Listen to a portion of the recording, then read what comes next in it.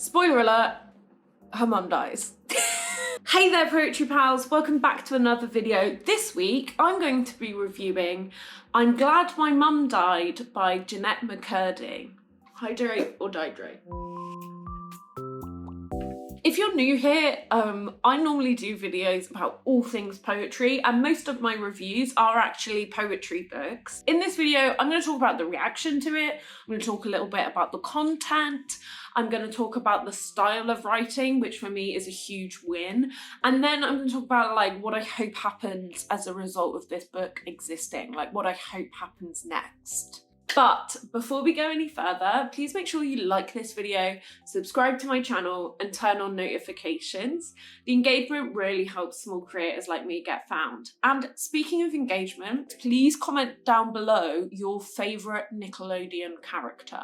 And I can tell you my favourite, it is Uncle Iroh from Avatar: The Last Airbender. Don't forget to follow me on social media. I am at Josie Alford Poet.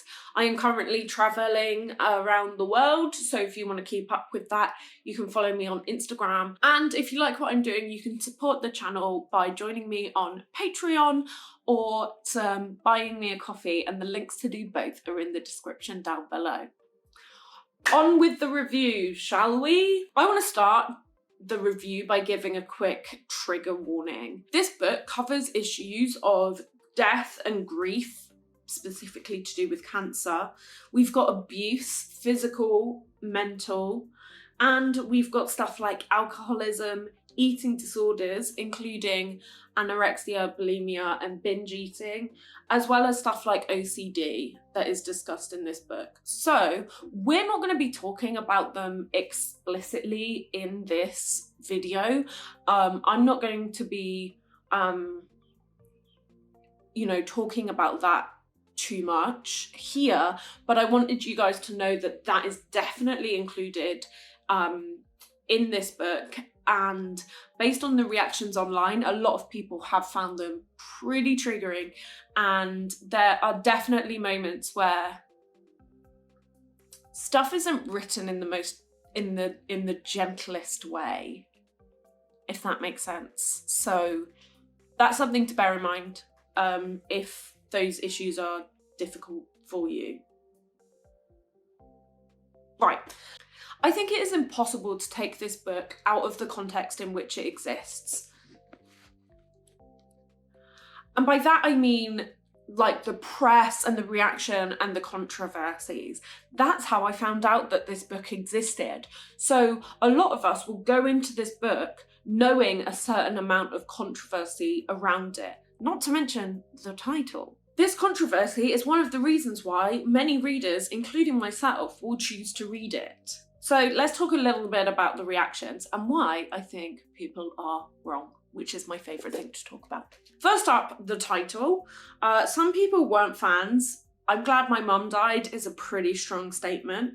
A lot of this controversy happened when the book was announced, but before it came out. Once people read the full story, a lot of people sort of maybe went, oh yeah, that makes sense.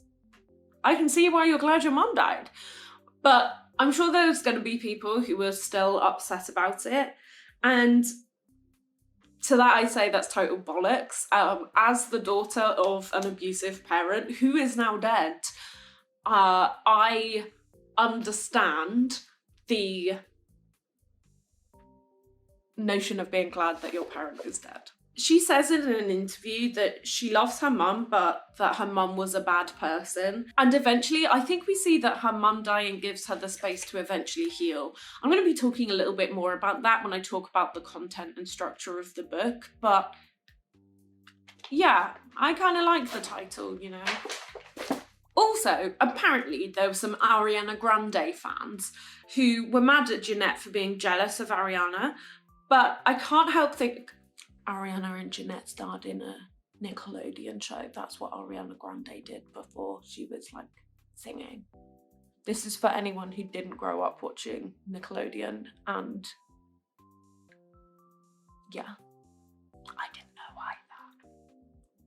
Yeah, so a lot of Ariana Grande fans were mad at Jennette for being jealous of Ariana, but I don't think they read the book either, because it really doesn't say anything bad about her, just the situation that they were in. And in that chapter, or in the chapters where she talks about Ariana, she actively says, like, I'd become a bitter and angry person. So, like, any of these fans who were like, oh, you're just bitter, it was like, yeah, that's what she's saying. When it came to me actually writing this review this week, I went online to look at people's reactions, like on Twitter and other places like that, and most of them were like very, very positive reaction to the book. Really, really loved it. Although the one bit of feedback people said is that it was very triggering, so bear that in mind. But it's also hit the New York Times #1 in the New York Times bestseller list,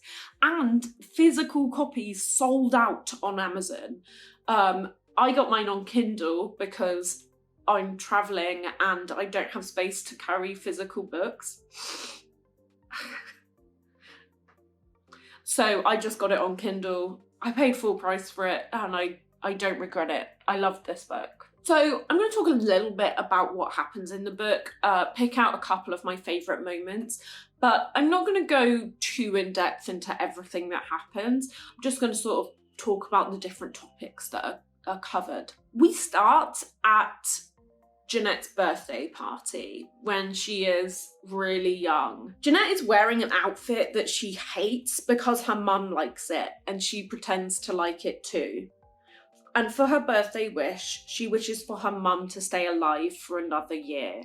This is where we go on to learn that Jennette's mum had cancer when Jennette was like 2, and was really ill and had to do all the chemo, all the radiotherapy and stuff like that, but went into remission.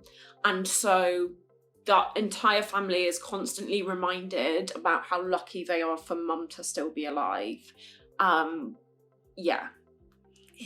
We learn at the age of 6 that Jennette goes into acting because that's what her mum wants. Her entire identity growing up is about keeping her mum happy, while her mum is controlling, manipulative, and abusive. Some of the stories are really intense and pretty horrendous. I'm not going to talk about them in this video. You can go and read the book. At 11 years old, her mum encourages her into anorexia so that she can continue to stay young. We learn about her time on iCarly and San, and a lot about like being a child actor at Nickelodeon, where her experiences range from icky to full-blown like sexual assault.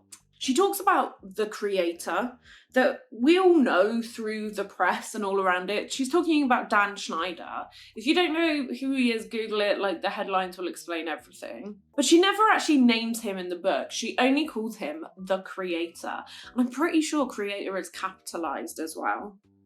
On the one hand, I wonder if this is like a legal thing where if she names him, she'll get in trouble. And maybe she's just like saving her ass by not naming him. But on the other hand, it certainly adds this like level of godlike reverence and control that's kind of ominous, but really works in the context of the story. We also learn a lot about her experiences of mental health. She developed symptoms of OCD pretty early on. And at first she believes that that is the still small voice of the Holy Spirit. Because Jennette grew up Mormon, she believed that her impulses were being taught to her by the Holy Spirit. One of my favourite moments of the whole book is later on, she's an adult, and I think this is after her mum dies, but she's still talking about her like compulsions, and she has realised that she's realised that they aren't the Holy Spirit. And she talks about different compulsions that she has. And one of the things is she says, I still twirl every time I go to the bathroom, but at least that is fun. I still twirl every time I go to the bathroom, but at least that's fun. There are moments of this really succinct, dry humour throughout that just make me giggle. And I really enjoy it. So, spoiler alert, halfway through the book, her mum dies and she dies of cancer. So in the lead up to her death, like her cancer comes back and the relationship between Jennette and her mum changes. I think Jennette starts to realise that the relationship she has with her mum is unhealthy, but has no idea how to get out of it. I really like how open and honest Jennette is when writing about her grief. I think that so often when people write about grief, they just talk about how great the person is. And sometimes people are not great. Sometimes people are horrible. We still love them and we still miss them, but sometimes they're horrible. And I like how Jennette doesn't shy away from that. Also, one of my other, this is definitely my favourite moment in the whole book, is the text that she sends to the guy she is seeing at the time her mum dies. I'm not going to say it because I really think you guys should read it, but that moment, I genuinely went, ooh, and had to read that section to my husband, and he giggled at it as well. It was just so brutal, and just it was just funny in a really dark humour, brutal way. I remember reading it and just being like, oh, and then you turn the page and it goes to after and it's like, so good. It reminds me of the time when I had to text my best friend on the day that my dad died, because we were meant to go to the theatre together, and my brain had basically shut down. I wasn't in the mood for creating a text message with fluff that did it nicely. So instead I just went, can't come to the theatre, my dad's dead. That's it. Just reminded me of that. Just great.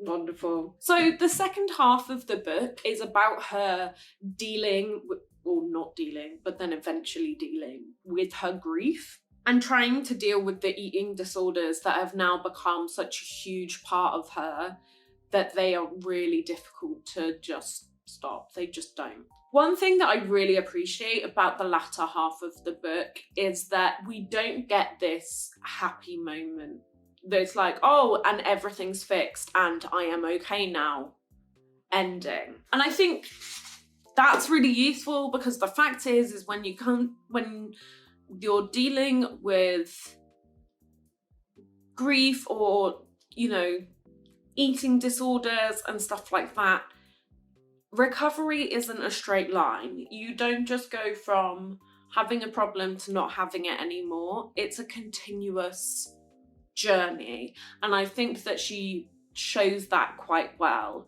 The last chapter is maybe a year or two on and she is doing better, but I don't think we're under any illusion that, she's not going to have any slips again. So I didn't go into the full story or give a blow-by-blow of all my favourite moments. I really think that if you're interested, you guys should just read it. Now, the reason that the book is so successful in my eyes is the style of writing. Now, of course, I'm a poet. Of course, I'm going to be paying attention to where each word is put.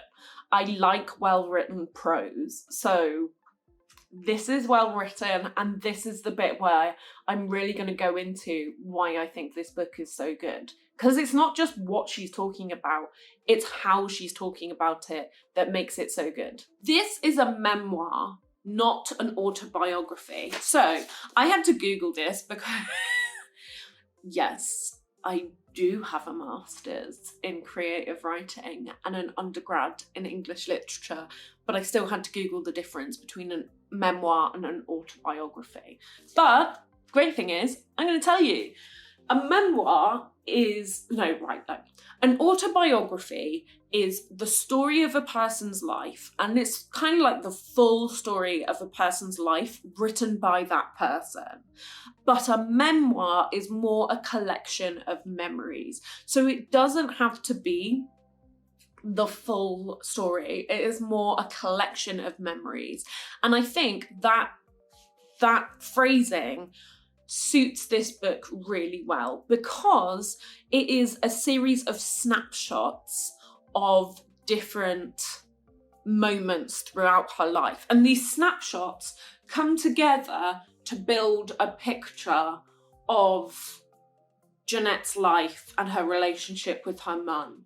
And it's all these little moments that, like, in themselves might not be explicitly abusive or whatever. There are definitely some moments which are explicitly abusive, but it's the combination of all of these things that come together to be like, oh, this isn't okay.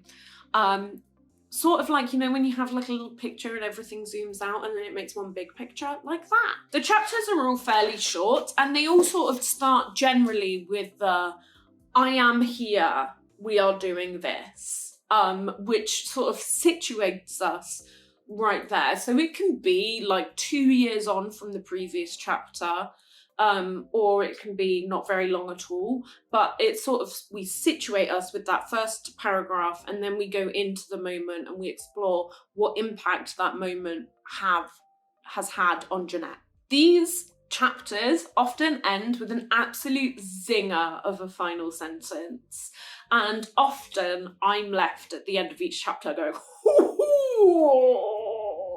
it feels something like poetic about it, like the zinger of a last line, just like, yes. Her writing style is really like precise with no extra fluff, not a word out of place, but it's also really relatable. Like you can definitely, you know, hear her personality in it. It's not really sort of dry and boring, but it's dry in a witty humour kind of way.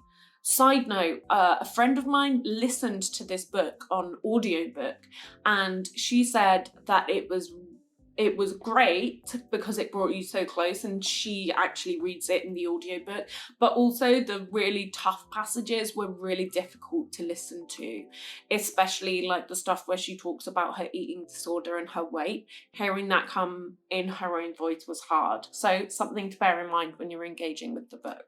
So yeah, this book, I've mentioned it before, but it's split into 2 sections, before and after. Before her mum dies and after her mum dies. And my absolute favourite moment, that text message, comes right at the end of the before section. They are weighted pretty much 50-50. I think the before has like, you know, it's not as much as 60-40. So maybe it's like slightly more than 50% is before, and then the after is a bit less. This is what I'd like to think is the reasoning. That it's split almost 50-50 because what happens after her mum dies is almost just as important as to why she is glad her mum dies. I think this whole book is answering the question, why are you glad your mum died? Because the title is so shocking that we're all reading it to find out why, right? Like surely, like you read a title like that and you're like, I want to read that book to find out why. And I think one of the reasons that she's glad her mum died is what happens afterwards, because she is finally given the space and the time to heal. She even talks about at one point looking back and imagining if her mum had never died of cancer and what her life would be like. And she realised that she probably wouldn't be able to have moved on from her eating disorder. She wouldn't have been able to be independent or have the space that she needs. And this is a really important point to me because I relate to it. I have done so much therapy and healing from previous trauma that I wasn't able to do while my dad was still alive because I couldn't, it doesn't matter. The point is that the parent dying gives you space to heal from the childhood trauma caused by that parent. And I think one of the reasons why I like the fact that it's 50% before and 50% afterwards is it's not just the abuse that makes you glad that she's dead, but also after she's dead, you have that opportunity to go, yeah, nice one. I can heal myself now, or at least begin work on healing myself. Oh God, I feel like I made that so wordy and I didn't mean to. Okay, This next section I have called What Happens Next? And it's basically what I hope, what I want, what I think will happen next as a result of this book existing.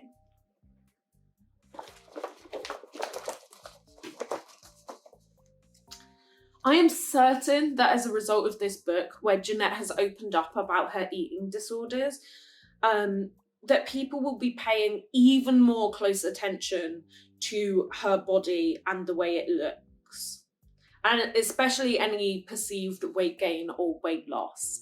And I think that's a real shame. I think one of the things that obviously celebrity is and especially female celebrities have to put up with a lot of attention on their bodies. And by opening up about her experience of eating disorder, she will only invite that focus and that criticism more. I hope that she is continuing to get the help and the support from therapy, from friends and whatever else, especially through a very stressful time in her life, which is releasing and selling a book. Well known to be quite stressful. So I hope that she is still receiving the help that she needs through that. I hope that there is a reckoning with Nickelodeon for the way they treated their child stars and failed to protect them from monsters like Dan Schneider. And I hope that people stop treating children this way. And I hope that all of the nasty people who did treat children that way get their comeuppance. This is the most selfish part. I hope Jennette keeps writing books. I know that she has written and I think directed some films, and I'm definitely going to go and watch them because you can definitely count me as a Jennette McCurdy fan now. But I really hope she writes more books. I really love her writing style. Give me a novel, Jennette. Write me a non-fiction true crime.